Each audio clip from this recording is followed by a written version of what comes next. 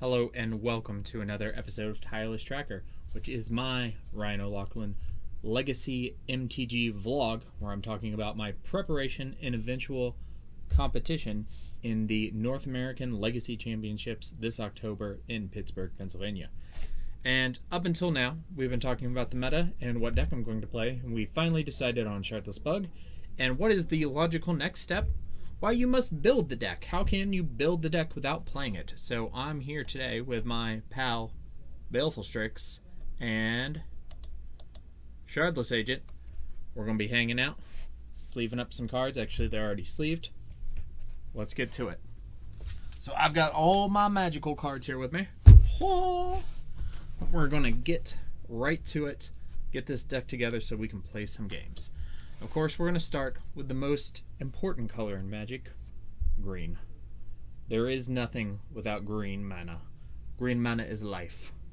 Without life, you cannot play, because you must start with 20. Alright, so we're going to look for the green cards that we play in Shardless Bug, which, mono green, there are not many, but the ones that are there are important. And, of course, I am talking about Tar, Mo, Nerd, Goyf. We must play 4 of those.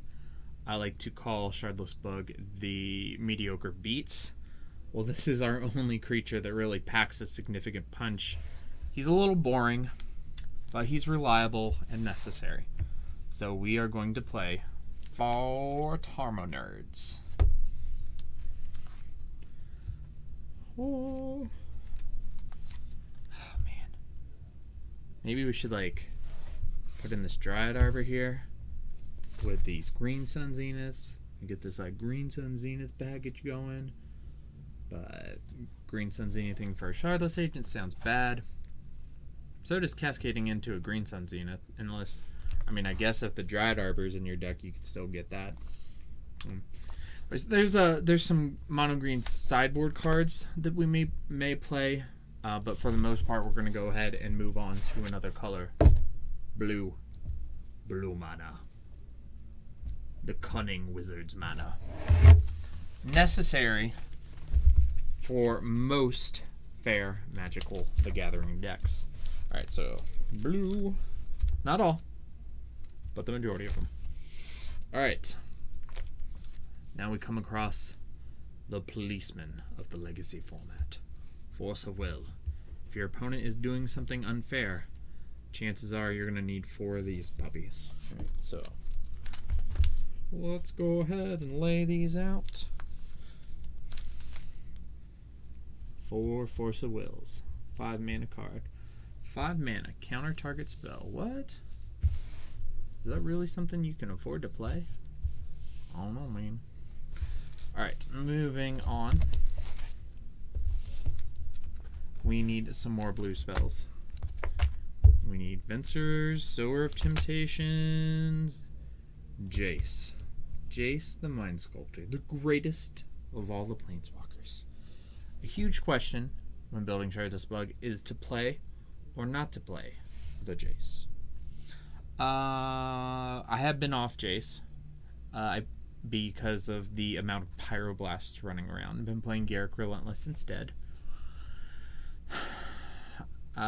When Top was banned, I put him back in my deck. I haven't played very many tournaments since then. I've played no competitive tournaments, so I'm not really sure if it's time for Jace or not, but we're going to include Jace in this list. He may end up getting cut before champs, but we shall determine that later. So 2 Jaces. There can only be 2. Eeny, meeny, miny, mo. Catch a Jace by the toe. Effie hollers, erase his memory. 2 Jace. Alright, taking a look to see what else we've got here. Lots of good cards, none that we really play in Shardless Bug. Lots of fun cards. Counter spells that are terrible to cascade into. These. We might want to try these Ancestral Visions. I hear they're pretty good. I think we're going to give these a shot. Oh.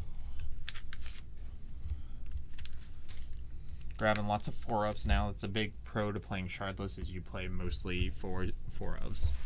It's very consistent.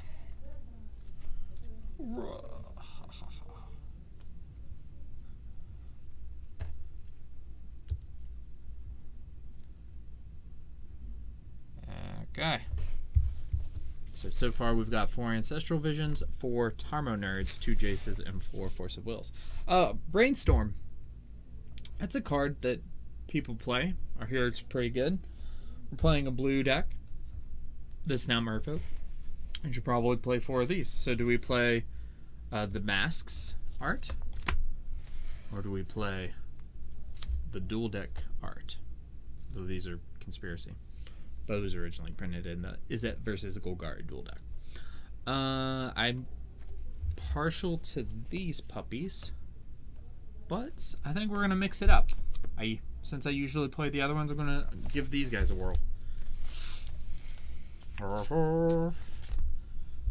Put them right here in the 1-drop slot. Now, another pro of Shardless Bug, as you will see, is that we don't play a ton of 1-mana spells. Now, you viewers at home might say, well, is that really a pro? Because it's very efficient to play 1-mana spells, and that is true.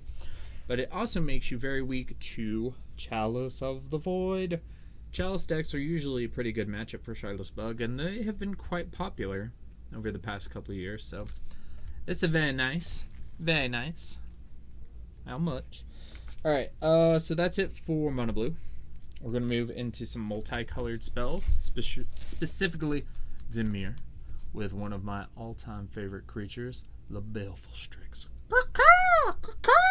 Death Owl. Oh yeah, we gotta play 4 of these puppies. I've played all various numbers of Baleful Strix. I've played between 0 and 4. I've found that I've had my best results and been happiest when I'm playing 4. Really helps with the Delver matchups. When Eldrazi was very popular, it was definitely one of the best cards in the deck. Right now, with the 2 most popular fair decks being Grixis Delver and Checkpile, I feel Baleful Strix is very important to, 1, remove enemy threats, or to keep them from attacking at least, and to just keep up on cards against a super grindy deck like Checkpile. So, we got Baleful Strix. Notion Thief, huh? Spicy. Might come back to that. We shall see. Oh. I have a Red Splash version called Shardless Red, aka Red Dead Revolver. Plays a few of these ladies. Wouldn't mind sticking this lady in there too. Value on a stick. Hey, value on a stick, senor. Alright, let's move over to black cards. Or no, black-green. Yeah. Deathrite Shaman, we are not worthy. We are not worthy. This is a card, ladies and gentlemen. They don't make them like this anymore. Even though I know this is a relatively recent card, but oh dang, that's a heck of a card. We're gonna finish off our 1-mana spells with this beautiful, beautiful card. Signed by the artist Steve Argyle, who does this lovely, lovely signature, half in black and half in green. It's just lovely. I just adore it. Looking at other black-green spells, we've got Glissa the Trader, who I've always wanted to test out for the sideboard. Has some obvious synergies with Baleful Strix and Shardless Agent. We may come back to her for the sideboard, but what is definitely going in our sideboard is one Garruk Relentless, the Wolfmaker. Moving on, Golgari Charm is something we often play in sideboards as well, but we'll hold off for now. Murderous Cut, commonly played in the sideboard, but one of our most important black spells, Toxic Deluge. Very bad matchups include Elves and Death and Taxes, and really just Swarm strategies in general. So this is a very important card. We tend to play 1 in the main, 1 in the side. So that's what we're going to do. 1 around here, and 1 around here. We usually play 2 Lilianas in the main. She's my gal. One of my gals. She's lovely. I love her. Right there. And usually 3 Thoughtseizes in the sideboard. And these, I have to say, may be the most beautiful cards I own. They are just absolutely gorgeous, and I love playing them. I've sometimes seen lists that play Duress instead because Burn can be a very bad matchup. Can't do it. These cards are beautiful. Also, the whole sneak attack thing. Yeah, I need it. Two fatal pushes in the sideboard. It's pretty common. That's what I like. I'm going off my most recent list. We may make some tweaks. I'm currently playing 4 Leyline of the Voids as my graveyard hate of choice, in addition to Deathrite Shaman, of course. Hi-ya! Okay. Let's see what else we have. Ooh, want to, but no. Probably would take a Baleful Strix slot. Hymn to Torok. What's better than cascading into Ancestral Vision and getting 3 of your own cards? Why cascade into Hymn to Torok and take 2 of theirs? I don't know if that's better, but I probably enjoy it more. Typical setup for the moment is 2 in the main and then 2 in the side. So you can have it as a 4 of for the matchups where it's really great, and have it as a 0 for the matchups where it's not so great. So that's what we do. Moving on, I've been thinking about moving from Leyline of the Void to Surgical Extraction, but we're not going to get into that for right now. Collective Brutality is a card that I've been thinking about. Duress, we've discussed a little bit. If you want to hedge your burn matchup, it's not something that I'm worried about. Dismember is a card that I have played happily, and we may end up coming back to for the sideboard. That takes care of the mono black. So let's see where we're moving to now. Lands. Are we ready for lands? I think we might be ready for lands. We might have all of our main board spells. Oh, no. We missed something. We missed some very important black-green cards. Because we skipped a page. Kind of need these ones. Both this and this. Alright. So, I'm going to put our 4 Abrupt Decays in the main. You see we're very heavy on 2-drops. Very, very dependent on Deathrite Shaman this deck is. And we're going to put 2 Maelstrom Pulses in the sideboard. And then I think that might be it for spells. We're just going to give a quick count. We want to play 21 lands, so that allows us for 39 spells. We have 4 Ancestral Visions. Brainstorms make 8. Deathrite Shamans make 12. Tarmogoyfs make 16. Baleful Strixes make 20. Hymn to Torok's 22. Abrupt Decays 26. 27 for Deluge. 29 for Liliana. 31 for Jace the Mind Sculptor. And then 35 for Force of Will. Thinking. So, creatures, we always play a complement of 16 creatures. 4 Deathrite Shamans, 4... Oh my god, I'm up! One moment. Blue-green's in the other binder. That's why we missed it. Missing a very important card in our shardless bug list. Blue-green. Ooh, kinda need this one, or else you're just playing some awful bug mid-range deck. And then that'll put us at 39 spells in the main board, 21 lands, and we're good to go. So we're going to talk about the mana base, move on to finishing up the sideboard, and we'll be done. So we're going to go ahead and pick these up for now. Once again, 4 Force of Wills, 2 Jaces, 3 Shardless Agents, 2 Lilianas, 1 Toxic Deluge, 4 Abrupt Decay, 2 Hymn to Torok, Death Howl, 4 of those, 4 of the Nerds, 4 of the best creature ever printed, aside from Nether Reliquary, 4 this thing, 4 this thing, and that's our main board spells. So put them safely in the deck box for the time being. And we're moving on to the mana base. Now, something that I really enjoy is playing a legacy deck that allows you to play basic lands. So we play 1 forest and 1 Deathrite Shaman. Excuse me, swamp. These cards allow us to cast Deathrite Shaman and Abrupt Decay and Maelstrom Pulse, and actually several other cards when there's Blood Moon out. Also helps us play against Wasteland when we need to. I just really enjoy playing basic lands in Legacy because, as Legacy Breakfast likes to say, basics are greater than Legacy. And how right they are. Plus, this here might be my favorite Magic card of all time. It's between this and Neither Reliquary. Alright, so we got these. Let's continue building our mana base. I keep grabbing the wrong binder. I only have 2. I don't know why I get so confused. Alright, so moving through the basics. We're just going to play the 2. We don't need any of this other stuff. Dual lands.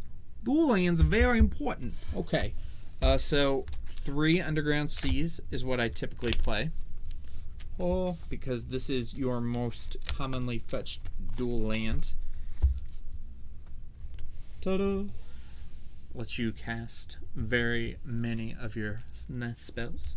Play a 2 of these. And play a 2 of these. This is our island in the sun. Oi, oi. There we go. And there's our dual lands. So these are all of our fetchable lands. So this is essentially our mana base. The rest of the lands we play are going to be utility lands that that we play for one reason or another, that have a use other than just tapping for mana, which they may or may not do at all. More dual lands. Oh. Alright, so the first one we're going to talk about is Wasteland, one of my other favorite cards, maybe my 3rd or 4th favorite card. Now, we're not a very Wasteland heavy deck because we're not a mana denial deck, but it's the best utility land to play, except for maybe arguably the fetch lands in the Legacy, so it behooves you to play some number of them. I've been playing 2. We have a decision to make: Eternal Masters or Tempest. I've been playing the Eternal Masters ones, so we'll go with the Tempest for now. And then I'm not sure which one I ultimately prefer, but we'll go with these for right now. Ooh, very nice. Very nice. Alright, moving on. Ghost fetch lands. None of these ones particularly. 4 Verdant Catacombs hits both of your basics in all of your duels, so it can fetch every fetchable land in your deck. And then we play 3 Polluted Deltas because it hits everything with the exception of Basic Forest, and 2 Misty Rainforest because it hits everything with the exception of Basic Swamp. And that gives us 9 fetch lands to do some synergy with our Jaces and with our Brainstorms. Wow. Wow. Wow. Very nice. Alright, let's count. We got 1, 2, 3, 4, 5, 6, 7, 8, 9, 10, 11, 12, 13, 14, 15, 16, 17, 18, 19, 20. I said I wanted to have 21, and there is no other utility land that I'd rather have in my 21st slot in Shardless Bug than this funny little guy. Creeping Tar Pit. Now, they say he's creepy, but I just think he's misunderstood. So, boom. There's our 21 lands. Scoop them up. One more time, we've got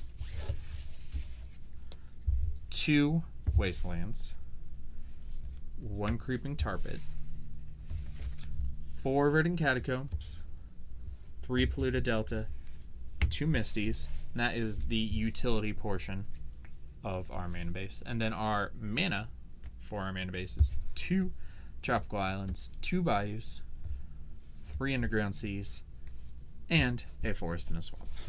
So that makes up 21. I used to play 22. I still might prefer 22, but I've been on 21 for a little while. I've actually been on 21 for about the past year and a half, maybe more. I really like it. I don't feel like it gets screwed too often, though. I tend to be a person who likes to play one more land than is recommended. So I played 22 for a long time, and then I kind of forced myself out of my shell to play 21. It's been going all right, but I wouldn't be surprised if you saw me go up to 22 before we make it to the tournament. All right, so sideboard. Let's see how many we have. 2, 3, 4, 5, 6, 7, 8, 9, 10, 11, 12, 13, 14, 15. Oh, we actually already have our 15, and I believe this is exacto the 15 that I had been playing in my previous list. We're going to go over them one more time. We've got our additional removal spells, be they for creatures, artifacts, planeswalkers, what have you. We have our 2 Maelstrom Pulses. Very good at blowing up Jaces. We have the newest staple to the Legacy format, 2 Fatal Pushes. And, of course, Toxic Deluge. Extremely important against swarm strategies. Much needed, much necessary.